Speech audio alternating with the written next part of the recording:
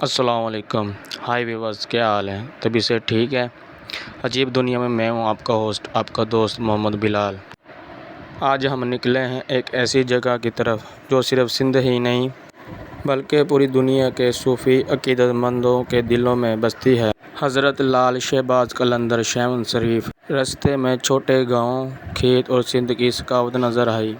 سفر مکمل ہونے کے بعد ہم سندھ کے لوگوں سے ملے۔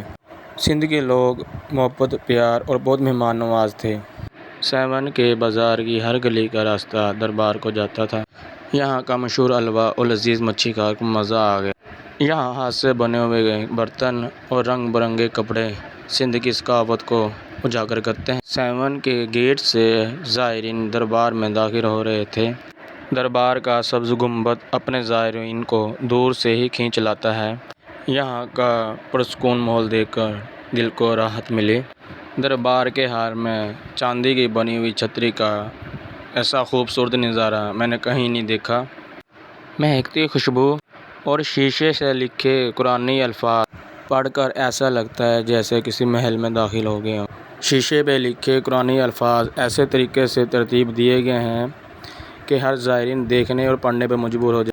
ایک طرف زائرین اپنے عقیدے اور محبت میں، منتیں اور دعاؤں میں مصروف تھے اور دوسری طرف کچھ لوگ عبادت اور نوافل ادا کر رہے تھے۔ ہر سال زائرین کی تعداد پہلے کی نسبت بڑھ رہی ہے۔ یہاں کی ایک خاص بات مجھے جو سب سے زیادہ پسند آئی، مردوں اور عورتوں کے لیے قرآن خوانی کے لیے جگہ الگ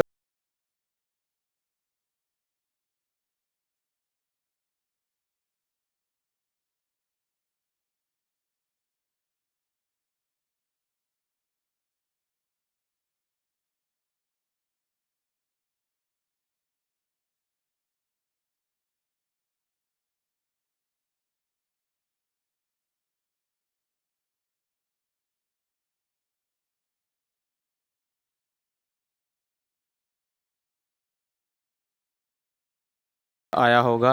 اگر ویڈیو اچھی لگے تو لائک، سبسکرائب اور شیئر کرنا مت بھولیں۔ سیون سرکار کا سفر مکمل کرنے کے بعد اب ہم نئے سفر کا آغاز کریں گے۔